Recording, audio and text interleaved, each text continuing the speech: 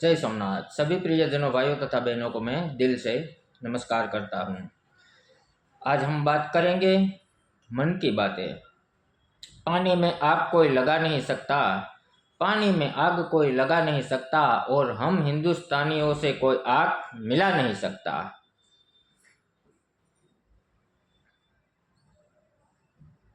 किसी को बुरा लगे तो प्लीज माफ करना, लेकिन यही सत्य है। दुनिया आगे और हम पीछे, दुनिया आगे चली गई और हम पीछे रह गए। ऐसा क्यों? दुनिया आगे निकल गई लेकिन हम वही के वही रह गए। हमारा परिवार, हमारा समाज क्यों आगे नहीं गया?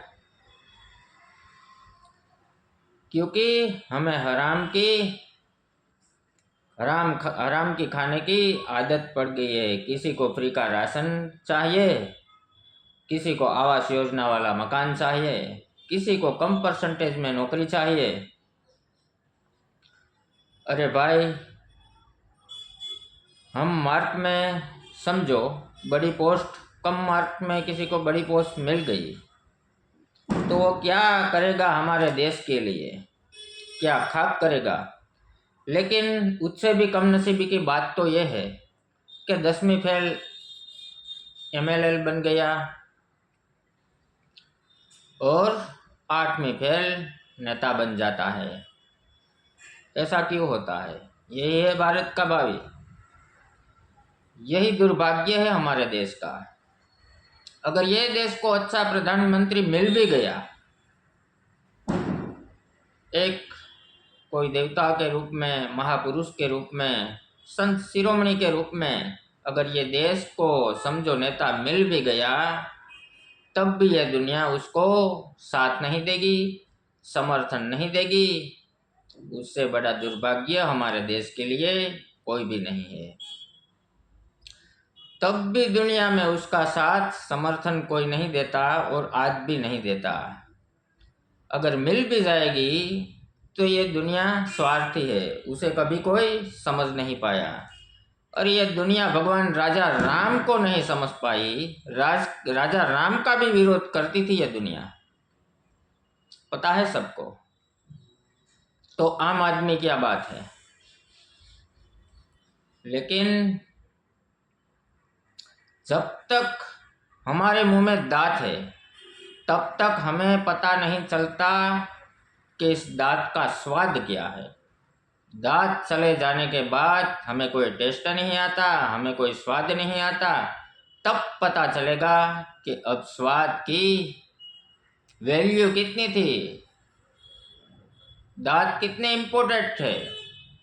ये जब तक दांत है तब तक पता नहीं चलेगा। दांत चले जाने के बाद पता चलेगा, लेकिन अच्छा टेस्ट नहीं आएगा, स्वाद नहीं आएगा। जब हम अनाज को चबाते हैं, जितना ज़्यादा चबाते हैं इतना बढ़िया टेस्ट आते हैं। फिर तो आपको कॉन्स्टिपेशन का भी प्रॉब्लम होगा, कब्ज का भी प्रॉब्लम होगा, पाचन भी नहीं होगा, ठीक से लेट्रिन भी नहीं होगा। तब आपको पता चलेगा ये दांत की कीमत क्या थी।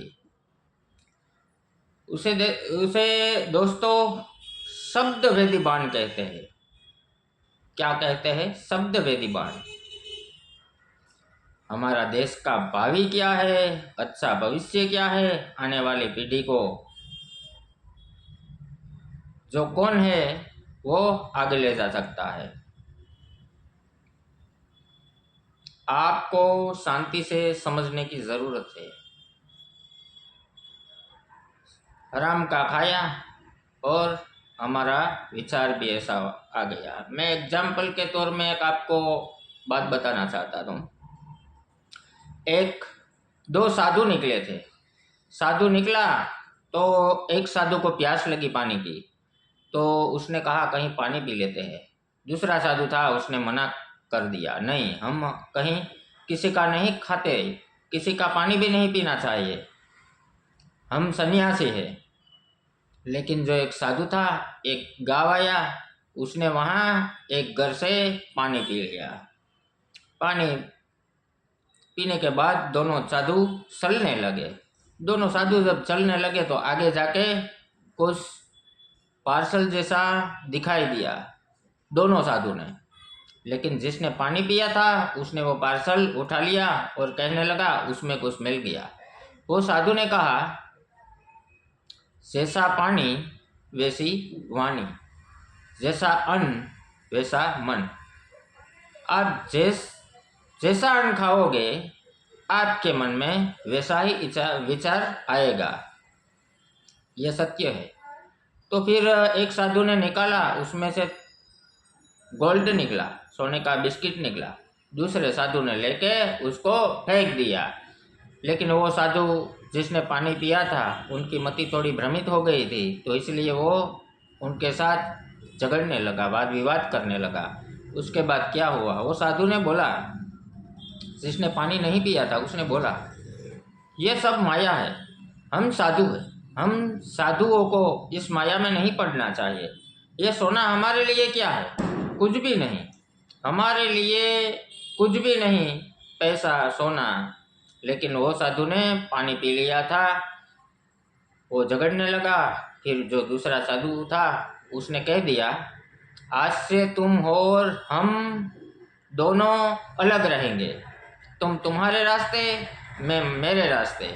लेकिन जिस साधु को पार्सल मिला था, जिस साधु ने पानी पिया था, वो कहता है अलग रहेंगे, लेकिन पहले हमारा सोना हमें वापस कर दो, क्योंकि उसने एक बड़ी नदी थी, उसमें बहुत बड़ा पानी का बहाव था, उसमें फेंक दिया था, वो सोना तो नहीं आएगा। पास में एक पर्वत था, तो ये साधु ने क्या किया कि तुम्हें सोना ही चाहिए ना, इससे मैं आपको अधिक गुना कहीं ज़्यादा देता हूँ। पानी लिया, पानी को हाथ में रखा, उस मंत्र पढ़े और जंजीर फेंकी, सारा पहाड़ सोने का हो गया। मित्रों, जा ले ले, उसमें से खा ले। आपको कोई मांगने आता है, आप किसी को पैसा कितना भी दो, 10 दोगे तो उसको लगेगा कि यह हमें 50 देगा, उसको संतोष नहीं होगा। सोना देगा, कपड़ा देगा, हीरा देगा, जवाहरात देगा, बंगला देगा, कार देगा, उसको शांति नहीं मिलेगी। सबसे बढ़िया दान अन्नदान है। आप किसी को खिला दो, वो कहेगा बस अभी नहीं चाहिए, पेट भर गया है। संतोष पेट में होता है, अनाज में होता है, खाने से होता है।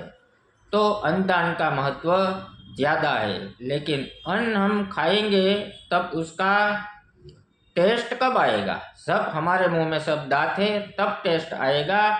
दांत चले जाने के बाद टेस्ट नहीं आएगा। आप मेरी बातों को गौर से विचार कीजिए। अगर ये वीडियो आपको अच्छा लगे, शेयर, सब्सक्राइब और लाइक करिए। जय हिंद।